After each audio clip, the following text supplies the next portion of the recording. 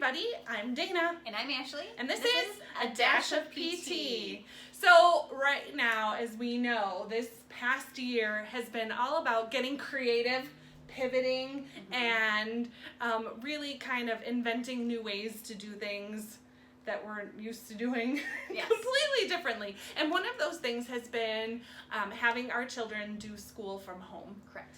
And that involves setting up workspaces for our kids that are conducive to their learning, but also in ways to decrease strain and stress to their bodies so that we don't end up with all of these extra problems like headaches and eye strain.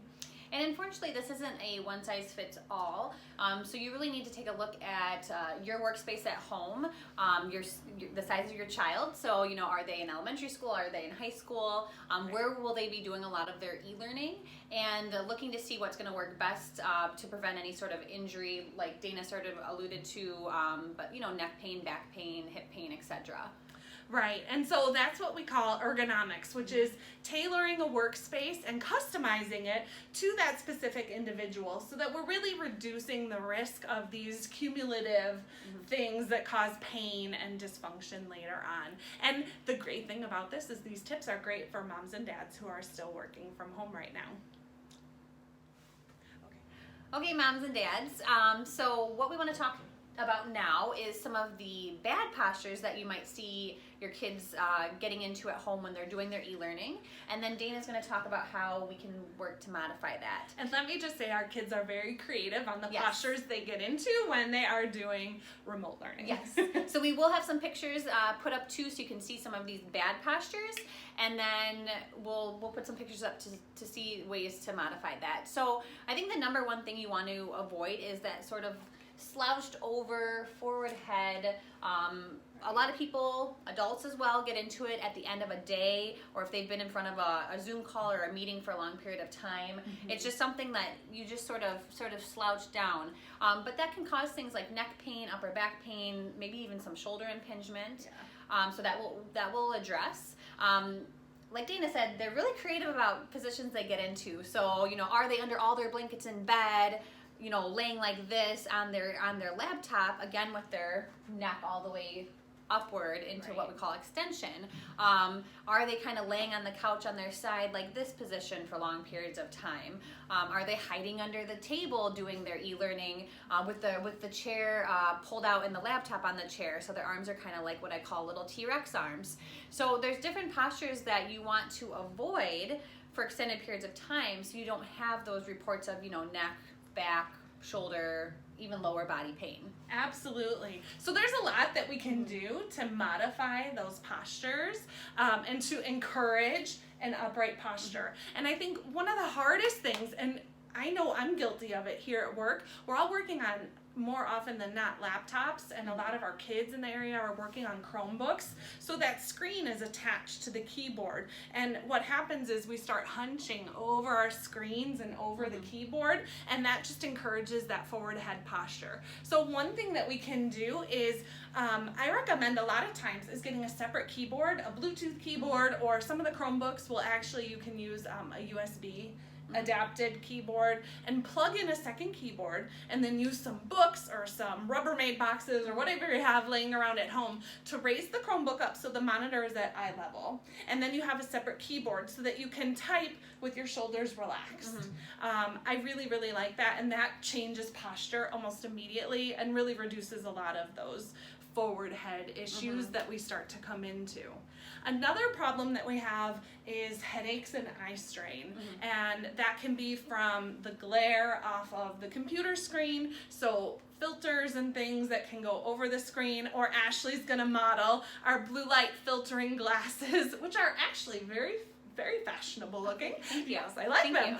They do make these in kid sizes too. So for my kids, I bought filters to put on the Chromebooks on the screen. It's like a screen protector that you would use on your phone. Or these glasses are another great option also to really help reduce eye strain and headache symptoms. And both, this is not a plug for Amazon, by any means, but both are on Amazon. So Absolutely. Yeah, you can find them pretty much anywhere yeah, now. you really can. Yeah, so these are great suggestions on things that you can do. Also, seating is also important for your kiddo.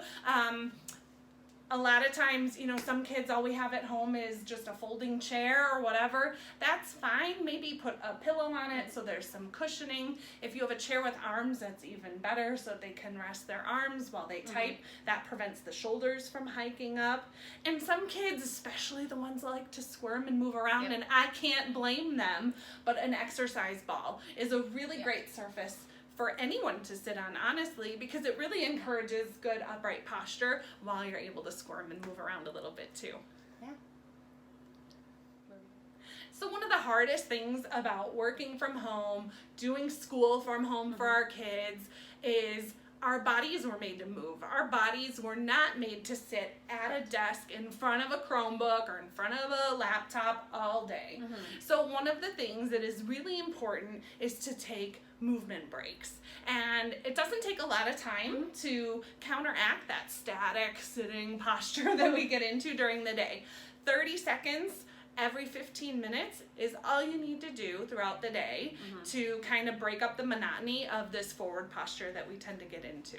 And movement is just beneficial for many reasons. So it helps with overall mental clarity, memory, concentration, just to take those little bit of breaks, move around. If it's nice out, go outside, get some fresh air, get some sunlight. It's going to help with just overall bone health, flexibility in your joints. And we'll talk about some examples of what kids can do in regards to movement for those little breaks. But overall, it's just going to help you remain more focused throughout the day instead of getting kind of foggy as you're sitting longer and longer in front of that laptop. Absolutely. And the thing too is that we don't think about this now with our kids, but it really does help set them up to reduce the risk of problems in the future. So it's good habits to get into now to reduce problems with their neck and their back and shoulders and hips and things later on in life. So it's actually really easy to encourage movement throughout the day. I know when my kids are at home doing remote learning, sometimes they have 2 minutes between their classes. Sometimes they have 5 or 10 minutes between classes, and that's a great time to get up and move around. Encourage them to just get up and jump up and down, or turn on some music in their breaks and do a dance party. It's fun even to do challenges between siblings. See who can hold a plank longer. See who can do more sit-ups. And then during their lunch breaks and things like that, for the little ones, get the chalk out, get on the driveway, draw some agility ladders, draw letters on the driveway and they can hop from letter to letter. Have them race each other, or even parents, we can join in too and do all of these challenges also. We probably all need it just as much as they do. So there's a lot of ways to encourage movement and to make it fun. And if we make it fun, the kids are going to want to get up and move around and really keep with these habits as a lifelong thing. So we really hope that you know, had some good takeaways from our presentation about proper ergonomics at home, especially during this difficult time with the e-learning. In general, like we said, this is for kids, for students, but also for adults. So really trying to get up, move around, make sure that you're in a good position ergonomically. We are more than willing, both Dana and I, to always assist with this. So if you do have questions regarding whether you or your son or daughter are in a good position and a good work environment, you can always reach out to us. Absolutely. Thanks for tuning in, everybody. Thank you. We'll see you next time.